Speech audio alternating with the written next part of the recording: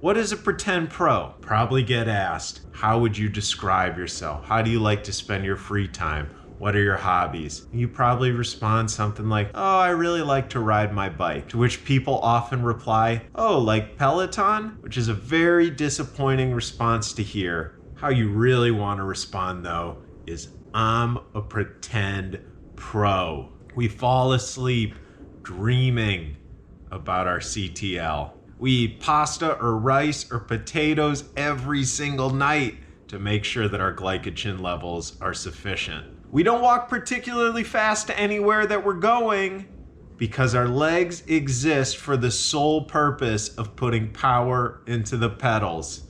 And if you live in a city and you take the subway and you find yourself on a car that's not particularly busy, you might slouch down a little bit and extend your legs and make sure that blood flow is proper. But maybe the most pretend pro thing that you could do, especially if you're a New York cyclist, go out to LA in February to get fit and get fast for the racing season.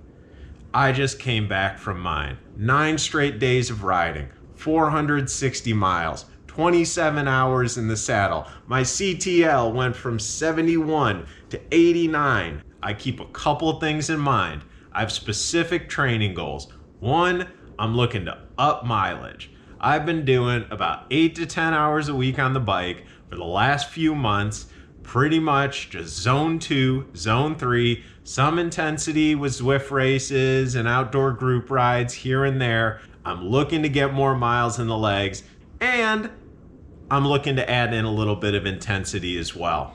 I'm not doing VO2 stuff. I'm not doing 40/20s quite yet. I'm not particularly focused on peaking in that way. My key races, couple months out, those are gonna specifically be a little bit more threshold focused. So I'm starting focusing on specific threshold. Another thing that's really important for this, it's easy to overdo it. I'm gonna be out in sunny California, able to ride my bike outdoors, wind in my face, flying around. It's easy to burn out. I need to make sure I don't do that. There are a number of things that pretend pros do in order to make sure they're ready for that. I ship out fuel to the Airbnb, shipping out Science and Sport and Scratch and Cliff Bars, making sure that it's ready to go. I have a proper bike fit. My shoes are good so I don't get hot spots. I got the right bibs. I'm smashing my buns against the saddle 20 hours a week, putting power into the pedals. And things feel pretty good down there. When I get a little bit tired, I ease off a little bit. I decide to do easy days. You can't go fast until you learn how to go slow. I also make sure to have fun. Yeah, I'm looking to ride hard. I'm looking to get fit. That means that I'm going to get tired. But instead of hitting the lap button, which I could do on the trainer, which I could do pretty much riding anywhere else, if I'm looking to do threshold, what is more pretend pro that you can do than orient your rides around Strava segments? You don't even have to hit the lap button because your power is gonna be right there within the segment. There is nothing that's more pretend pro than that. Have fun while you're out there. Try to orient your rides around the climbs, around what the terrain gives you, and throw in group rides when you need to. We have the Nichols group ride. I did it twice. Got popped on the first one. Proper tradition. Second one, bit of a smaller group. It was raining out there. Californians are afraid of rain, but nonetheless, made it up the climb front group. That felt great. Beyond just having fun, remember that you are a pretend pro. This is your identity, but it is pretend.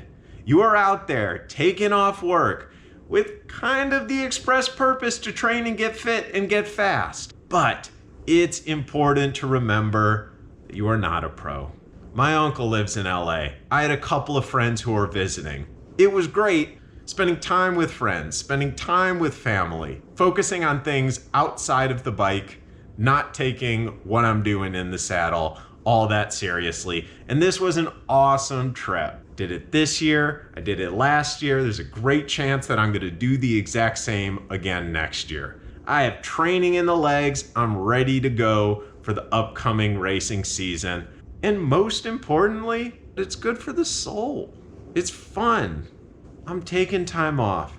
I'm away from the grind and how things regularly are. And I'm just out there riding my bike, pretending to be the best version of myself. You're a pretend pro. Go out in February, do the camp. It'll make you happy. It's good for the soul. Peace. Yeah, Blindy Bikes. BLINDY Bikes.